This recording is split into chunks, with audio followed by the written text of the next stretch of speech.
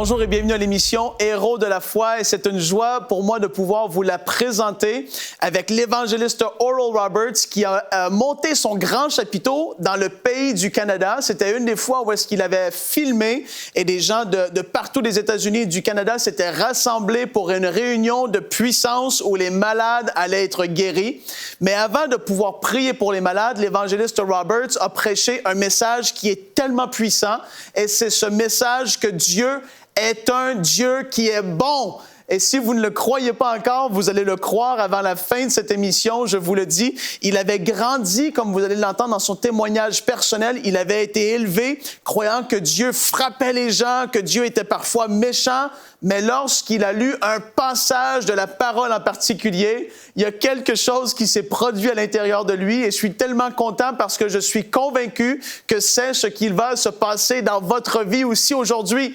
Vous allez voir, il va prier pour les gens, pour vous à la maison et je suis convaincu, je suis dans la foi, croyant que Dieu va guérir tellement de malades au travers de cette émission. Ça va être absolument glorieux. Donc, préparez-vous. On va aller retrouver l'évangéliste Roberts dans le beau pays du Canada où des milliers de gens s'étaient rassemblés pour entendre la parole et recevoir une touche de Dieu. Je veux lire ce qui, pour moi, est le plus beau verset de toute la Bible. Le verset qui a changé toute ma vie. 3 Jean, verset 2. Bien-aimé, je souhaite par-dessus toute chose que tu prospères et sois en bonne santé, comme ton âme prospère. Ça, c'est un beau verset. Dans le livre de Jean, chapitre 10 et verset 10, c'est peut-être le plus puissant verset dans la Bible. Christ a dit, le voleur ne vient que pour voler et tuer et détruire. Je suis venu afin que les brebis aient la vie et pour qu'elle l'ait même abondamment. Je veux vous parler de ce sujet. Dieu est un Dieu bon. Je tiens ma Bible dans ma main parce que dans un moment, je veux y lire encore. Le sujet, Dieu est un Dieu bon. Amis, dans ce monde, les gens ne pensent pas bien. Ils ne pensent pas bien à propos de plusieurs choses, et particulièrement à propos du Seigneur. Vous savez, beaucoup de personnes pensent que Dieu est derrière la souffrance humaine, que le Seigneur est derrière la guerre, la pauvreté, la maladie, la peur, la défaite, le manque, la saleté et la misère sur la terre. Mais si vous pensez cela, vous n'avez jamais été autant dans l'erreur, car Dieu n'est pas malade. Alors, il ne veut pas que vous soyez malade. Dieu n'est pas pauvre. Alors, il ne veut pas que vous soyez misérable. Dieu n'est pas en difficulté. Dieu n'est pas au fond de la défaite, du désespoir, du manque et de la misère noire. Donc, il veut que vous ayez la vie et la vie en abondance. Dieu est bon. Dieu est un Dieu bon. Et maintenant, je veux vous dire ce que je pense être la plus grande découverte que j'ai faite dans ma vie. C'est plus grand que si j'avais découvert une mine d'or ou une mine d'uranium ou un champ de pétrole. Et je l'ai découvert à l'intérieur de la couverture noire de cette vieille Sainte Bible. En 1947, j'avais atteint les profondeurs du désespoir dans ma vie. J'étais pasteur d'une petite église, j'allais à l'école, j'avais très peu de résultats dans mon ministère, je n'arrivais pas à m'acquitter de mes factures et obligations, nous n'avions que l'essentiel ou quelques meubles dans notre maison. Le monde n'avait jamais eu l'air si triste, aride et sombre. Et en même temps, j'avais été élevé en croyant que quand tu es malade, c'est Dieu qui te rend malade. Quand tu es sauvé et deviens chrétien, plus tu es pauvre, plus tu es comme Christ. Et en quelque sorte, je suis devenu confus dans mes pensées. Au milieu de cette situation, je suis devenu très malheureux à cause de la façon dont ma religion fonctionnait ou ne fonctionnait pas. Et un matin, j'étais sorti de la maison pour attraper le bus pour l'école et je me suis rappelé que je n'avais pas lu ma Bible. Comme d'habitude, à chaque matin, je suis rentré en courant, attrapé ma Bible et je l'ai ouverte au hasard et en quelque sorte, elle s'est ouverte au petit livre de 3 Jean. J'ai commencé à lire et quand j'ai lu le verset 2, j'ai arrêté et ça m'était égal de retourner à l'école ou non, car ce verset a changé ma vie. Le voici. Bien-aimé, je souhaite par-dessus toute chose que tu prospères et sois en santé, comme ton âme prospère. J'ai regardé ce verset et je me suis demandé pourquoi je ne l'avais jamais vu avant. J'avais lu le Nouveau Testament au complet plus de 100 fois, et pourtant je ne me souvenais pas d'avoir lu ce merveilleux verset. Et je me suis assis là pour le lire encore et encore et encore. Alors il m'a semblé, alors que je regardais ce verset, que je pensais au Seigneur et que je réalisais qu'il souhaitait par-dessus toute chose que je prospère et que je sois en bonne santé comme mon âme prospère. Il m'a juste semblé que Dieu était bon et que Dieu était tellement plus bon que ce que je n'aurais jamais pu imaginer. Cela est juste monté dans mon cœur. Et j'ai dit, Dieu est un Dieu bon. Le direz-vous ce soir? Dieu est un Dieu bon. Dites-le encore. Voici le désir le plus cher de notre Père céleste. Je souhaite par-dessus toute chose que tu, quoi? Prospères et sois en quoi? Santé. Comme ton âme prospère. En d'autres mots, la santé est égale à la santé de votre âme, la santé de votre corps, qui est proportionnelle à la santé de votre esprit éternel. Dieu veut que l'âme soit heureuse et en santé. Il veut que le corps soit heureux et en bonne santé. Il veut nous faire prospérer dans notre vie de tous les jours. Il veut nous donner la vie en abondance. Si vous le croyez, dites Amen. Voici un verset des Écritures qui a eu une profonde influence dans ma vie. Et je pense qu'il est le verset le plus puissant de la Bible. Jean chapitre 10, verset 10. Jésus a dit, le voleur ne vient que pour voler et tuer et détruire. Je suis venu afin qu'elles aient la vie et afin qu'elle l'ait en abondance. Oui, Dieu est un Dieu bon.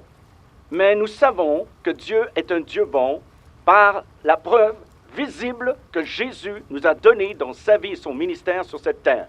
Et voici un verset de la bouche de Jésus lui-même. Quand il a fait porter le blâme pour le mal dans le monde à celui qui le méritait, le diable. Il a dit, le voleur, qui veut dire le diable, ne vient que pour quoi? Voler, tuer et détruire. Tout ce qui vole, tout ce qui tue, tout ce qui détruit, cela vient du diable. Comprenez, Jésus a dit, je suis venu afin qu'elles aient quoi? La vie, dites-le encore, la vie, et qu'elle l'ait comment? En abondance.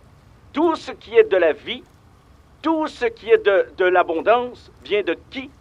Dieu. En d'autres mots, le diable est un diable méchant et Dieu est un Dieu bon. Le diable est totalement méchant. Dieu est totalement bon. Il n'y a pas de méchanceté en Dieu, pas de bonté dans le diable. Le diable est méchant et Dieu est bon. Dans le livre des Actes, chapitre 10, verset 38, il est dit de Jésus, Dieu a oint Jésus de Nazareth du Saint-Esprit et de puissance, et il allait faisant du bien et guérissant tous ceux qui étaient opprimés par le diable, car Dieu était avec lui. Alors, qu'est-ce que Christ est allé faire? Faire le bien. Et qu'est-ce qui était le bien? Guérir tous ceux qui étaient opprimés par le diable. En d'autres mots, Dieu est bon. Il ne veut pas que vous soyez malade. Il ne veut pas que vous viviez dans la misère. Il ne veut pas que vous soyez vaincus dans le combat de la vie. Dieu veut que vous soyez plus que vainqueurs par celui qui vous a aimé et lavé dans son propre sang. Jésus de Nazareth veut vous guérir. Il veut vous faire prospérer. Il veut vous faire du bien. Il veut vous rendre heureux, en santé et normal. Si vous le croyez, dites Amen. Maintenant, Dieu est un Dieu bon. Nous savons qu'il est bon. Je l'ai découvert pour moi-même en lisant la Bible. Nous le savons par la vie et le ministère de Jésus. Et par-dessus tout, nous savons que Dieu est un Dieu bon, par la mort et la résurrection de son Fils. Vous savez, pour montrer au monde qu'il est bon, il nous a donné Jésus. Et Jésus s'est donné lui-même. Il s'est littéralement déversé. Si vous voulez savoir à quel point Dieu est bon, étudiez la vie de Christ. Car il a dit, si vous m'avez vu, vous avez vu le Père.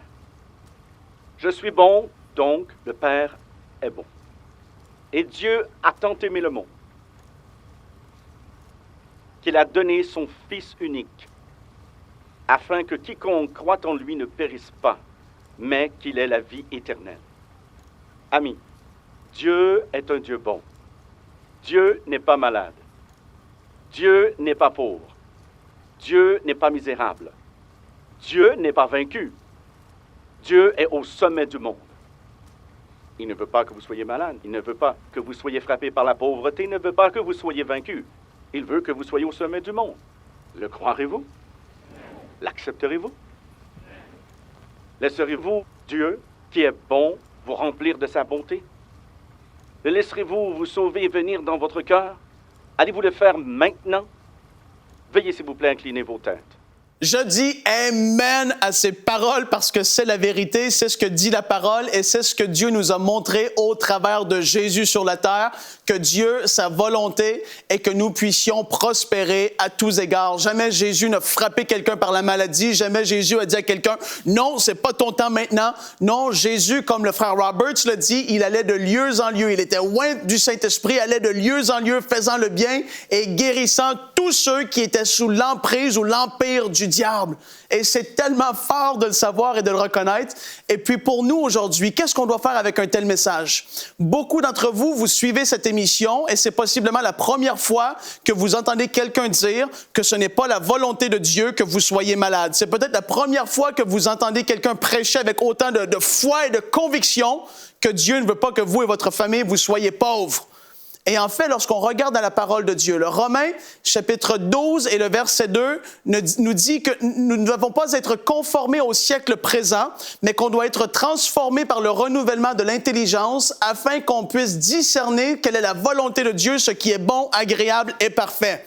C'est un passage qui est tellement puissant et qui nous dit, ne vous conformez pas au siècle présent à tout niveau, mais soyez transformés par le renouvellement de l'intelligence. Le frère Roberts sait ce qu'il a vécu lorsqu'il a lu 3 Jean 2 qui nous dit « Bien-aimé, je souhaite que tu prospères à tous égards et sois en bonne santé comme prospère l'état de ton âme. » C'est ce qu'il a vécu. Il a vécu une transformation. Le Saint-Esprit a apporté un réma dans sa vie, une révélation. Les paroles qui étaient juste noires sur blanc sont devenues vivantes. « Bien-aimé, je souhaite que tu prospères à tous égards. » Wow! Il a dit « J'avais jamais vu Dieu comme ça. » Et sois en bonne santé. Dieu veut que je sois en bonne santé. Comme prospère l'état de ton âme, c'est là que ça commence. C'est le but de mon exhortation aujourd'hui, c'est de vous encourager à être transformés dans votre intelligence, dans votre âme. Soyez transformés et acceptez ce que dit la parole. Beaucoup de gens refusent un tel message, que c'est pas Dieu qui les rend malades, que Dieu veut vraiment qu'ils soient guéris. Mais comme je l'ai dit, quand on regarde à la parole et on voit dans Colossiens 1,15 qui nous dit que Jésus est l'image du Dieu invisible et qu'on regarde à ce que Jésus faisait ici sur terre, on voit un Dieu qui est rempli d'amour, de compassion, qui veut que l'humanité soit bien, qui veut que les personnes soient guéries, qui veut que les personnes soient en paix, que les démoniaques soient délivrés. Tout ce que Jésus faisait nous démontrait le cœur et la parfaite volonté de Dieu ici manifestée sur terre. C'est tellement puissant et on doit accepter. On doit accepter d'être transformé dans notre âme. Aujourd'hui, la transformation de votre vie, peut-être que ça ne se fera pas à un claquement de doigts, que tous les problèmes vont disparaître, mais vous avez entendu le puissant message que Dieu est un Dieu bon et qu'il veut de bonnes choses pour vous, mais on doit comprendre et accepter que ça commence. La transformation commence au niveau de notre âme. On doit être renouvelé dans nos pensées afin d'accepter ce que dit la parole de Dieu, de pouvoir mettre notre foi en action et de voir les résultats qui vont s'en suivre. Si on ne croit pas que Dieu est bon et qu'il est pour nous, on ne pourra jamais être dans la foi tout simplement. Aujourd'hui, je vous encourage, soyez transformés par le renouvellement de l'intelligence. Et sachez-le, Dieu veut que vous prospériez à tous égards et que vous soyez en bonne santé. Ça, c'est la volonté de Dieu, que les gens veulent le croire ou non, que c'est contraire à ce qu'il vit. Non, l'important, c'est ce que dit la parole. Donc là, on va retourner voir l'évangéliste Roberts et regarder Dieu agir. Tout comme Jésus a guéri ici sur terre, Jésus a guéri sous ce grand chapiteau dans le beau pays du Canada. Regardez ce que Dieu a fait pour eux. Et sachez-le, le frère Roberts va prier pour vous. Je suis dans la foi et dans l'expectative que des grandes choses vont se manifester lors de cette émission. Recevez votre part, recevez ce que Dieu a pour vous. Et on se revoit tout de suite après ce temps puissant de prière pour les malades. Et maintenant, j'arrive au moment où je commence à offrir la prière de guérison pour les malades. Nous croyons à la science médicale, tout comme vous. Nous croyons que Dieu guérit de plusieurs façons. Il guérit par de bons docteurs, mais il guérit aussi par la foi en Dieu. Les gens sont venus ici, dans la ville de Calgary, de plusieurs provinces au Canada, plusieurs États américains. Nous nous sommes réunis ici, croyant en Dieu, et je vous invite là, dans vos foyers, ouvrez vos cœurs. Le Seigneur peut vous guérir là. Chaque semaine, plusieurs sont guéris au travers de la télévision alors qu'ils suivent l'émission. Joignez-vous à moi. Priez pour ces personnes. Priez pour vous-même. Et voyons ce que Dieu fera dans cette réunion. D'accord, frère DeWitt, je suis prêt. Bonjour. Quel est votre nom? Bernice Margaret, D'où venez-vous? Calgary. De Calgary? Membre du tabernacle de Pentecôte? C'est ça. Et vous avez quoi? La tuberculose. Depuis combien de temps avez-vous la tuberculose? 7 ans. Vous avez eu une chirurgie? Non, la chirurgie est recommandée. Oui. Eh bien, nous savons que les docteurs peuvent faire des choses merveilleuses de nos jours. Mais vous sentez que Dieu, par la foi, peut vous guérir? Bien sûr. Pourquoi pensez-vous cela, Bernard? Parce qu'il est un Dieu bon. Il est un Dieu bon. Dieu est un Dieu bon. Dites-le auditoire. Dieu est un Dieu bon. Placez vos mains sur votre poitrine, Bernard.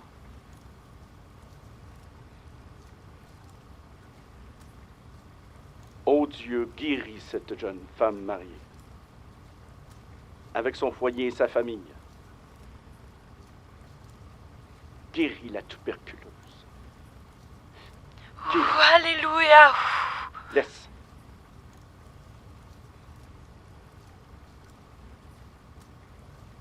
Bernard, le Seigneur est avec vous. Respirez profondément, s'il vous plaît. Fermez votre bouche et respirez profondément. Bernard, comment vous vous sentez maintenant? Très bien. Très bien. Vous sentez que le Seigneur vous a aidé? Oui, c'est sûr. Eh bien, je le crois aussi. Que Dieu vous bénisse Merci. et que vous soyez complètement guéris. Merci. Amen.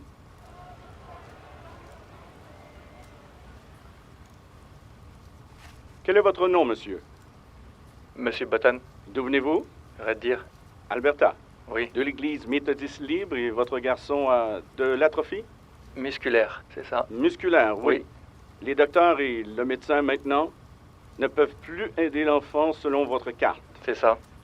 Et vous avez foi en Dieu? Oui. Vous croyez qu'il peut guérir votre Je suis sûr enfant? qu'il peut. Levez-le dans vos bras et tenez-le afin que je puisse l'atteindre. Dites-moi comment cela l'affecte le plus. Ses muscles dépérissent et ses forces s'en vont rapidement. Il ne peut pas marcher longtemps. Quand il tombe, il ne peut pas se relever. Quand il tombe, il ne peut plus se relever? Quel est son nom? Don, Don, est-ce que tu me laisserais te prendre? Tu veux? Viens.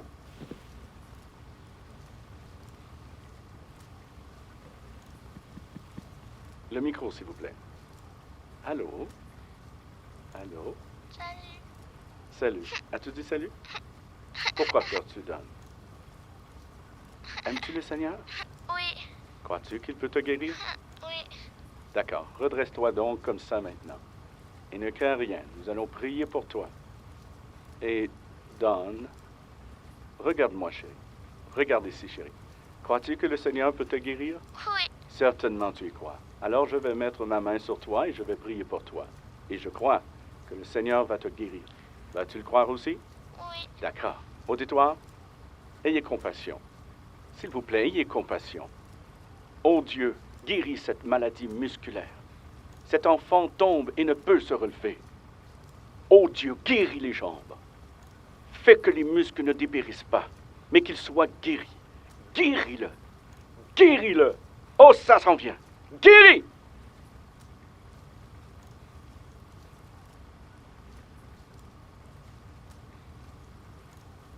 Je le crois. Monsieur Bottam, vous voyez le bout de cette estrade? Allez-y maintenant. Je ne pense pas que cet enfant va tomber. Don, regarde-moi une minute, fils. J'ai prié et j'ai cru. Est-ce que tu as cru? Pardon? Dis-le plus fort, chérie. Oui, Oui. Penses-tu que tu peux marcher jusqu'à ton père au nom de Jésus? oui. Oui? Tu peux. D'accord, frère DeWitt? Marche, vas-y, tout de suite, fiston. Le Seigneur t'a aidé, il t'a aidé immédiatement aussi. Tiens-toi debout, chérie. C'est bien, vas-y directement.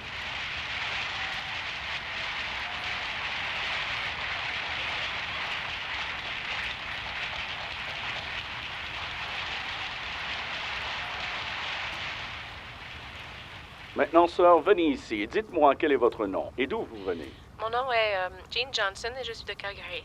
Juste ici à Calgary, vous êtes affligé dans votre colonne, vous avez un goitre et vos yeux sont faibles. Placez vos mains sur votre cou. Oh Dieu, guéris le goitre. Merci, Seigneur. Vous pouvez le voir ici sur son cou. Oh Dieu, guéris-le. Oh, Guéris. alléluia. Enlève cette excroissance. Enlève-lui. Guéris. Oh, Oh, gloire. j'ai senti quelque chose. Ah, Quoi? j'ai senti quelque chose passer à travers moi. Qu'avez-vous dit à propos d'avaler? Je sens... C'est parti. Oh, béni soit Dieu. Alléluia. Je suis trop contente parce que... Quoi? Ah, bien c'est juste... C'est ma colonne. J'ai senti un picotement. Béni soit Dieu. Qu'avez-vous avalé? Je ne sais pas, ça s'est passé si vite. Je n'aurais pas pu Le goitre est l'imaginer. parti si rapidement. Oui, Oh. oui, je l'ai senti. Eh bien, Jean, pensiez-vous que ça arriverait quand vous êtes venu? Oui. Oui? Mais vous n'avez pas pensé que ça arriverait si vite. Merci, Seigneur. Qu'avez-vous dit? Merci, Seigneur. Regardez-moi, s'il vous plaît. N'ayez pas honte d'être excité. Vous avez le droit d'être ainsi. Car si ces gens étaient ici pour être guéris, comme ça, ils crieraient. Avant, je ne pouvais pas avaler. Je veux dire, je pouvais le sentir. Vous ne pouviez avaler Je auparavant? veux dire, je pouvais, mais je le sentais. Vous pouviez le sentir quand vous avaliez. Béni soit Dieu, je peux vraiment avaler maintenant.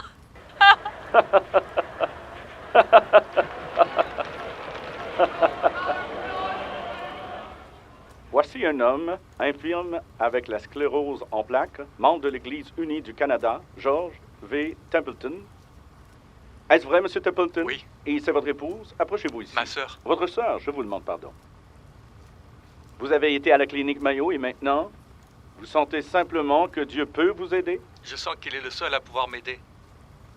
J'ai entendu parler de vous et je suis venu visiter ma sœur. Et j'attendais que vous veniez pour prier et tout. Vous nous connaissiez? Oui. Comment avez-vous été mis au courant? Oh, j'en ai entendu parler, vous savez. Et vous l'avez cru? Oui. Oh, béni soit Dieu. Père, guéris la sclérose en plaques.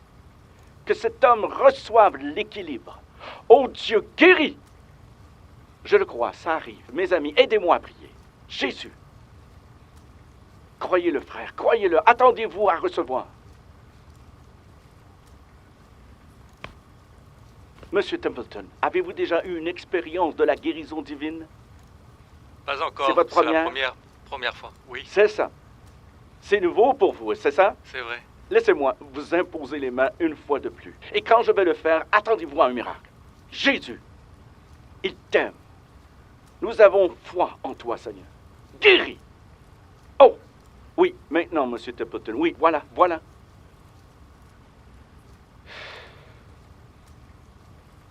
Laissez-moi tenir vos mains doucement. Levez et baissez vos jambes maintenant. Je pense que vous dénouez ces muscles. Qu'avez-vous dit? Je pense que vous dénouez ces Qui muscles. fait cela? Dieu, Dieu dénoue ses muscles. Je ne les ai pas touchés et je ne pourrai pas les dénouer. Dieu vous a donné le pouvoir de le faire? Eh bien, c'est la puissance de Dieu, frère. Ne me donnez pas la gloire pour cela. Vous avez eu une grande expérience. Comment vous sentez-vous? Je me sens bien. Vous vous sentez bien? Je sens que ça va aller mieux. Commencez simplement à marcher. Vous n'aurez pas besoin de ceci.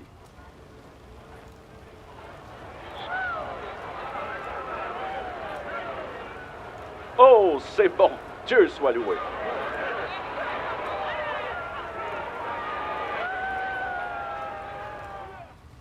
Mes amis, je vais prier pour vous dans l'auditoire. Et vous là-bas, à la maison, je vais prier aussi pour vous. Je sens l'Esprit de Dieu. Je sens l'onction sur moi. Les gens ici sous la tente sont prêts. Je veux que vous placiez vos mains sur votre corps, sur votre poitrine, pour être guéris maintenant. Et si vous avez un enfant malade ou une personne là dans la chambre, mettez votre main dessus si vous pouvez. Et je veux prier. Êtes-vous prêts à être guéris? Et vous, dans l'auditoire, êtes-vous prêts à être guéris? Tous ensemble maintenant. Ô Dieu, je viens devant toi au nom de ton Fils Jésus-Christ de Nazareth. Et je crois que tu es capable d'étendre ta main dans cette maison et de guérir les gens qui y sont et de les restaurer, corps, esprit et âme. Et maintenant, entends ton serviteur. J'ai prié sincèrement au nom de Christ. Guéris-les et restaure-les. Mon frère, par le nom de Jésus de Nazareth, le Fils du Dieu vivant, j'étends ma main et je prie pour vous. En son nom, soyez guéris. Soyez guéris de votre maladie de ce mal. Soyez guéris et restaurés par sa puissance. Je le crois. Ma sœur, au nom du Fils de Dieu, Christ Jésus, soyez guéris. Soyez guéris de cette maladie, de ce mal. Soyez guéris et restaurés. Jeune homme, jeune femme, Christ est là avec vous. Je demande à Dieu de vous guérir. Guéris-les, Seigneur.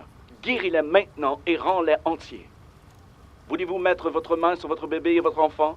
Grand Dieu, je te demande pour ce bébé, je demande pour sa guérison. Guéris ce petit enfant, guéris le garçon, guéris la fillette, guéris-les, ô Seigneur. Mets ta main sur eux et guéris et restaure-les. Oh, la présence de Dieu est là. Sentez-vous la présence de Dieu à la maison?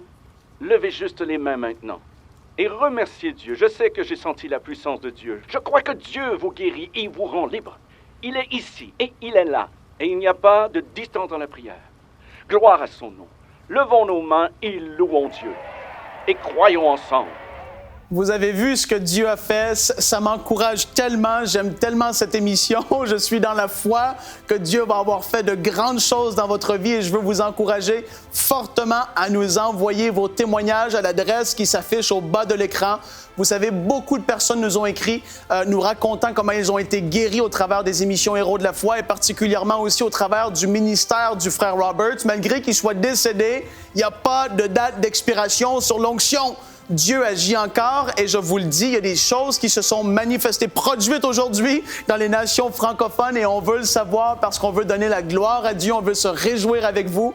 Donc, envoyez-nous vos témoignages à l'adresse qui s'affiche au bas de l'écran et souvenez-vous d'ici à la prochaine fois que Dieu est un Dieu bon et qu'il veut faire de vous des héros de la foi.